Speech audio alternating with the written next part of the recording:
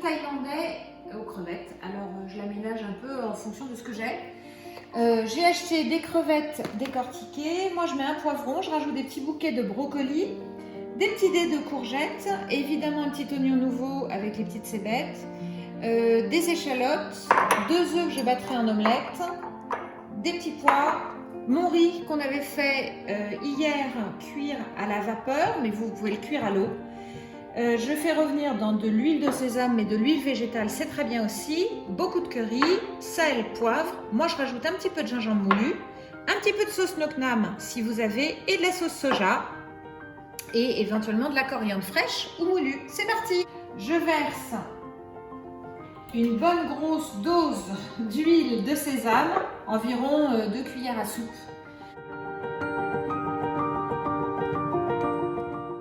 Je fais chauffer mon huile de sésame à 8,5-9 pour que ça soit bien saisi pour tous mes ingrédients. Je commence à verser d'abord mes échalotes.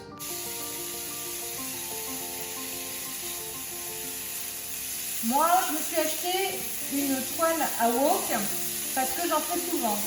Maintenant, n'importe quelle sauteuse fera l'affaire. Je coupe mon petit oignon nouveau, cébettes émincées, que je vais ajouter à mes petites échalotes. Et là, j'ai pris un petit peu de blanc, un petit peu de vert pour avoir de la couleur et que ça soit joli. Mes petits oignons, cébettes émincées. Bon, comme je vous disais, moi j'en ai mis un gros. Je remue à feu vif, toujours dans mon wok. Je coupe mon poivron rouge que j'ai épluché avec mon petit couteau magique spécial tomates et fruits. Je le coupe en petits dés et je le rajoute à ma poêle.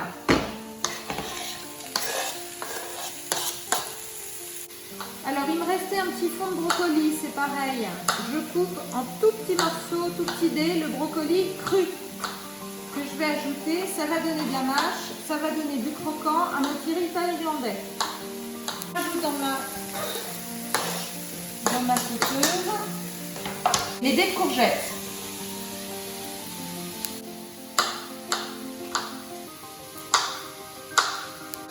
J'ajoute mes dés de courgettes.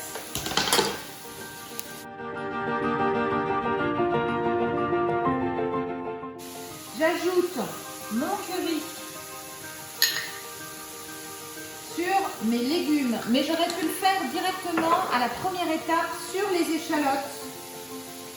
Voilà, du sel, donc du poivre, j'aime beaucoup quand c'est bien relevé, de la poudre de gingembre, mais vous pouvez mettre des petits dés de gingembre crus, c'est très bon aussi. Et là, moi, j'ajoute un petit peu de coriandre moulue. Mais si vous avez de la coriandre fraîche, on le fait après. Je remue tous mes épices pour que mes tout petits légumes s'en imprègnent. Je laisse rissoler. On est toujours sur feu vif à 8.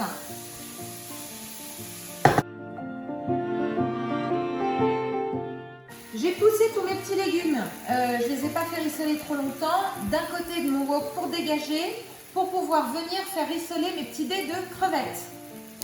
Alors, chaque petite queue de crevette, j'ai enlevé la queue, je les coupe en toutes petites bouchées pour les ajouter à mon wok. J'ajoute une petite noisette d'huile dans la partie dégagée où j'ai poussé mes légumes. J'y fais rissoler mes petites crevettes. Je saupoudre un tout petit peu de curry pour en rajouter sur mes crevettes. Là, hop, je les fais un petit peu revenir dans ce fond d'huile et ce curry. Je mélange avec mes petits légumes.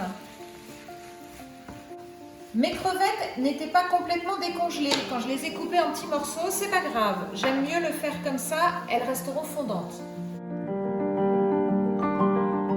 J'ajoute mon riz à ma préparation de crevettes. Il se détache, il a passé une nuit au réfrigérateur, ça lui permet d'être un petit peu dur. Je remue mon riz, on est à 8,5, on peut même se mettre à 9 ou un booster si vous avez sur votre plaque de cuisson parce qu'il faut qu'il soit saisit. Il prend la couleur du curry.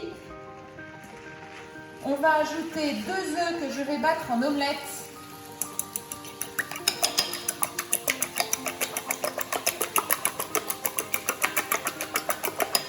J'ajoute mes œufs battus en omelette. Je remue pour que mon omelette cuise au milieu de mon riz. Faire des petits bouts d'omelette comme dans le riz cantonais.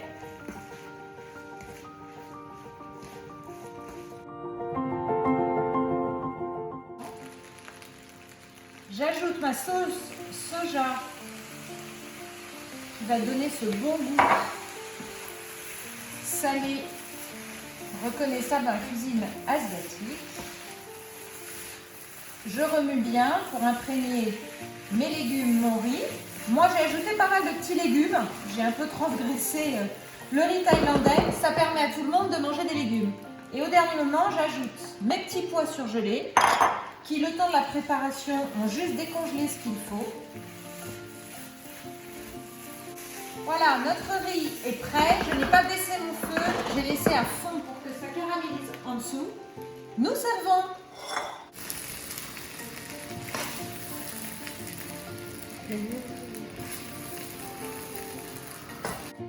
Voici notre riz thaïlandais revisité. Bonne dégustation!